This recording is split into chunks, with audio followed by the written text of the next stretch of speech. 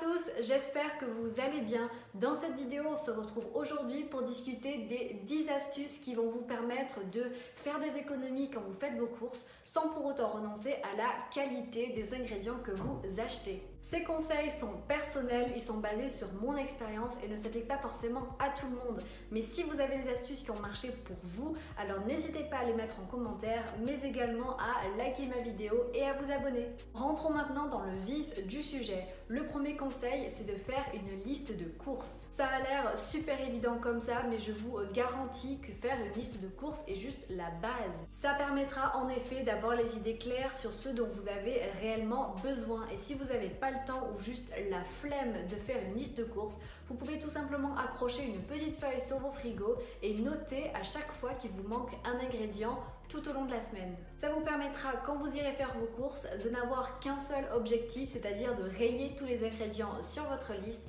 et d'éviter donc de vous perdre dans les magasins pour finir par acheter une poêle à crêpes en promotion dont vous aviez absolument pas besoin. Le deuxième conseil, c'est de toujours regarder les prix au kilo des ingrédients que vous achetez. Ce n'est pas parce qu'il y a marqué promotion en gros, en gras sur 1 kg de paquet de pâtes que le prix au kilo de ce paquet de pâtes est réellement en promotion. Je sais ce que vous dites, ça n'a pas de sens et c'est super bizarre, mais ces techniques marketing sont totalement autorisées en France. Alors avant d'acheter 1 kg de pâtes en promotion, regardez plutôt si vous achetez plutôt 2 fois 500 g dans la même marque, ça vous coûterait pas moins cher au kilo. Cette technique-là, c'est-à-dire regarder le prix au kilo, marche pour n'importe quel produit et même les produits non alimentaires comme le liquide vaisselle ou la lessive. Le troisième conseil, c'est tout simplement que quand les promotions sont avérées, il ne faut pas faire le difficile. Si un steak de viande ou même un steak végétarien est en promotion parce qu'il périme le soir même, voire le lendemain, profitez-en pour en acheter plusieurs quantités parce que vous pouvez tout simplement congeler ces produits s'ils n'ont pas déjà été décongelés, ce qui est pour la plupart du temps très souvent le cas. Le quatrième conseil, c'est de toujours privilégier la qualité plutôt que la quantité. Pour cela, regardez tout simplement les apports nutritionnels.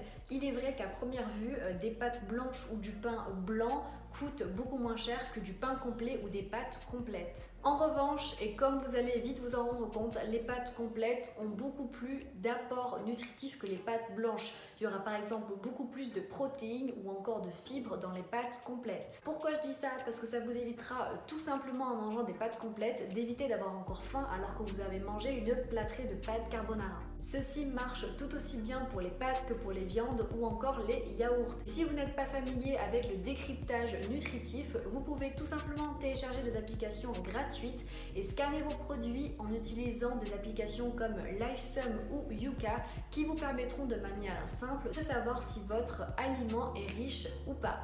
Le cinquième conseil, c'est de tout simplement cuisiner plus. À première vue, les plats déjà préparés sont hyper tentants parce qu'ils sont pas chers et donc rapides à préparer. Mais encore une fois, ces plats sont souvent très pauvres en termes de qualité nutritive et sont au contraire remplis d'additifs et de produits qui sont mauvais pour votre corps. Par exemple, si vos enfants ont faim en rentrant de l'école, au lieu de leur acheter des crêpes waouh qui sont quand même super chères et qui leur dureront à peine 15 minutes, même si vous n'avez pas le temps de cuisiner en semaine, préparez des crêpes les week-ends, utilisez des films plastiques pour éviter qu'elles se dessèchent et donnez-les à manger à vos enfants. Vous verrez, c'est beaucoup plus sain et beaucoup moins cher. Il en est de même pour la préparation de vos apéritifs. Arrêtez d'acheter des houmous déjà préparés qui sont beaucoup trop salés et beaucoup trop gras. Achetez plutôt des boîtes de pois chiches qui coûtent à peine 50 centimes. Vous les mixez, rajoutez les autres ingrédients basiques que ça nécessite et vous aurez donc un houmous qui aura coûté vraiment pas cher et qui fera en plus plaisir à vos convives puisque vous l'aurez cuisiné vous-même. Le sixième conseil, c'est de se méfier des supermarchés puisque les supermarchés ne coûtent pas forcément moins cher que les artisans de votre quartier. Le test est simple, baladez-vous dans votre quartier, regardez les prix encore une fois au kilo, que les pratiquent les artisans comme les boulangers, les charcutiers ou encore les fromagers. Vous vous rendrez compte que parfois le saucisson Justin Bridou que vous achetez à Carrefour coûte plus cher que le saucisson que propose votre charcutier. Et même si ce saucisson-là est à peine 30 centimes plus cher chez votre charcutier, dites-vous que vous aurez probablement un produit de meilleure qualité et que vous aurez fait en plus travailler un artisan local. Le septième conseil, c'est de manger moins de viande et plus de légumes et de légumineux. À tous ceux qui disent que les légumes et les légumineux ne calent pas, eh bien je vous arrête, regardez juste la quantité de protéines que vous aurez dans les pois chiches et vous verrez que vous pouvez largement vous remplir le ventre pour vraiment pas grand chose. En plus de ça, ces ingrédients sont sains et sont bons pour la santé. Le 8e conseil, c'est tout simplement d'éviter le gaspillage. À l'époque de nos grands-parents, les familles avaient beaucoup moins d'argent mais mangeaient quand même beaucoup mieux. Dites-vous qu'il est quand même relativement simple aujourd'hui de trouver des solutions pour éviter de gaspiller. Des légumes abîmés peuvent se transformer en soupe, des fruits abîmés en compote ou en crumble et des pâtes qui ont séché dans le frigo peuvent facilement se transformer en délicieux gratins. Si vous êtes en manque d'inspiration ou tout simplement à court d'idées, n'hésitez pas à consulter internet puisqu'il y a de nombreux sites qui vous montreront et vous donneront des recettes simples pour éviter de gaspiller.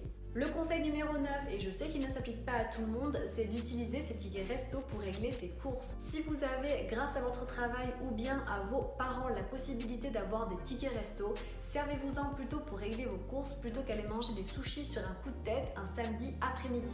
Vous verrez que faire ce choix-là est beaucoup plus judicieux puisqu'il vous permettra encore une fois de réduire le prix de vos courses. Le dernier et 10e conseil, c'est tout simplement de respecter son budget alimentaire. À moins que votre appétit varie considérablement d'un mois à l'autre et que vos goûts changent de manière drastique, vous devriez normalement savoir à peu près ce que vous mangez et combien ça vous coûte tous les mois. Si vous avez dépassé votre budget, posez-vous des questions et demandez-vous pourquoi. Si vous avez par exemple craqué sur un nouveau yaourt, demandez-vous si c'était vraiment utile. Si vous n'avez pas déjà établi un budget, je vous incite à regarder mon autre vidéo qui s'intitule Comment gérer son budget et vous pouvez en plus, en barre d'infos, télécharger un fichier Excel totalement gratuit qui vous simplifiera la tâche. Je vous remercie d'avoir regardé cette vidéo. Encore une fois, n'hésitez pas à mettre en commentaire ce qui a marché pour vous, vos astuces personnelles, à liker ma vidéo et à vous abonner.